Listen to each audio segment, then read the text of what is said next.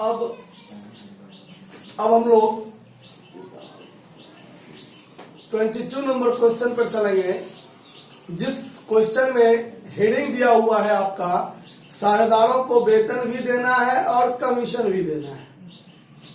ठीक है, साझेदार को क्या सब देना है?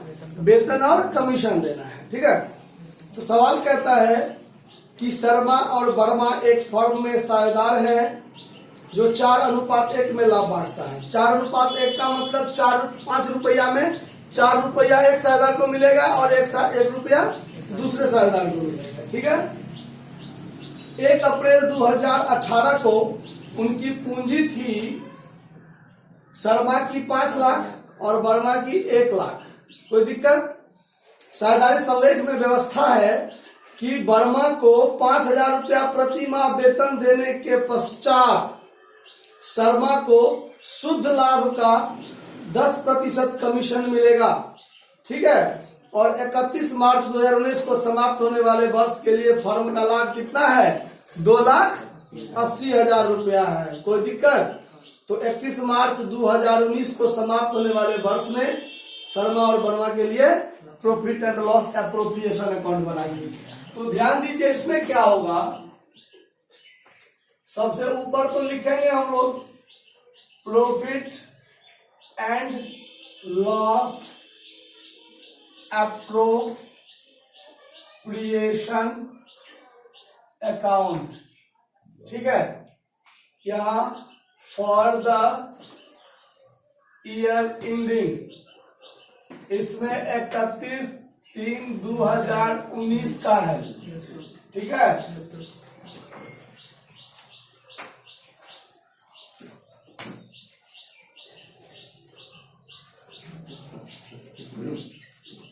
Credit particular amount.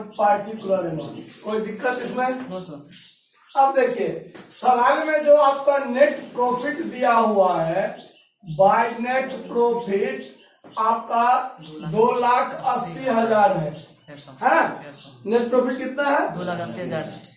अब आगे कहता है कि वर्मा को 5,000 रुपया पहले प्रति माह, इसमें पूंजी पर ब्याज के बारे में कोई जिक्र नहीं किया गया है, तो पूंजी पर ब्याज नहीं देंगे। 5,000 रुपया प्रति माह वर्मा को वेतन देना है। ठीक है, और कहता है कि वर्मा को हम वेतन दे देंगे, उसके बाद जो शुद्ध लाभ बचेगा, यानी उसको वेतन देने के बाद जो शुद्ध लाभ बचेगा उसका 10% कमीशन मिलेगा शर्मा जी को। ठीक है, तो सबसे पहले तो वर्मा जी को सैलरी दे दीजिए, तो टू सैलरी। ठीक है, पोस्ट में लिख देते हैं वर्मा जी। ठीक है, 5,000 रुपया प्रति महीना दे रहे हैं, तो 12 महीने का सैलरी कितना हो जाएगा? 60,000 होगा ना। अब ध्यान दीजिए, सवाल में कहता है कि वर्मा जी को वेतन देने के बाद जो शुद्ध लाभ बचेगा उसका 10% कमीशन किसको मिलेगा? शर्मा जी को। तो शुद्ध लाभ तो 2,80,000 अपने हैं, तो उसका 10% नहीं देना है, इसको देने के बाद जो शुद्ध लाभ बचता है, यानी ये 60,000 हम दे दिए, अब शुद्ध लाभ कितना बचा है? तो 2,80,000 में से 60,000 तो अब दे दिए, तो अब कितना बचा? 2,20,000। अब उस 2,20,000 का 10% कमीशन किसको देना है? शर्मा जी को। ठीक है, तो अब यहाँ पर लिख देते हैं टू कमीशन, पोस्ट में लिख देते हैं शर्मा जी है। ठीक है, और इनको कमीशन कितना मिलेगा? ध्यान दीजिए, तो 2,80,000 में से 60,000 पहले आप घटा लीजिए और तब जो बचेगा उसका 10%। ठीक है, तो ये बचेगा 2,20,000 और उसका 10% दीजिएगा, तो कितना हो जाएगा? यहाँ 22,000। यहाँ हिंट्स भी दे दिए हैं। ठीक है, चलिए सवाल हो गया आपका समाप्त। 2 ही तो काम था, वर्मा जी को सैलरी देना था, शर्मा जी को कमीशन देना था। वर्मा जी को कमीशन देने के बाद जो शुद्ध लाभ बचेगा उसका 10% शर्मा जी को कमीशन देना था। तो पहले वर्मा जी को सैलरी दे दिए, उसके बाद बचता है कितना 2,20,000। 2,80,000 में से 60,000 घटा दिए तो 2,20,000। अब उसी 2,20,000 का 10% देंगे तो 22,000। बात खत्म। अब समाप्त हो करेंगे सवाल को। तो यहाँ 2,80,000, यहाँ भी देंगे 2,80,000 और 2,80,000 में से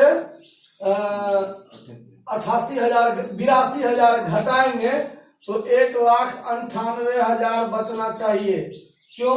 तो 60 और 20 80 इसमें से घटाएंगे तो 2 लाख, और 2 लाख में से 2,000 घटाएंगे तो 1,98,000। ठीक है। और ये लाभ हो जाएगा to partners capital account. Cost में क्या लिख दीजिए? प्रॉफिट। ठीक है। और अनुपात क्या है? 4:1। तो एक है वर्मा जी और एक है शर्मा जी। तो 1,98,000 को 4/5 कीजिए, अब फिर 1,98,000 को 1/5 कीजिए। तो कैलकुलेशन करके कितना आता है वो देखा जाए। ठीक है। तो 5 से इसको काटिए, तब 5 दिया 15, 4 5 9 45 3 5 छक्के 00। तो 39,600 इसका हिस्सा आएगा। 39,600 इसका हिस्सा आएगा। और इसी में 4 से गुना कीजिएगा तो इसका वाला निकलेगा। तो 6 चौक 2402 और 9 चौक 36 2 38 3 और 4 दिया 12 3 15। 1,58,400 है आंसर। देखिए तो 1,58,400 और 39,600 और शर्मा का कमीशन 22,000। कोई दिक्कत? ठीक है। चलिए।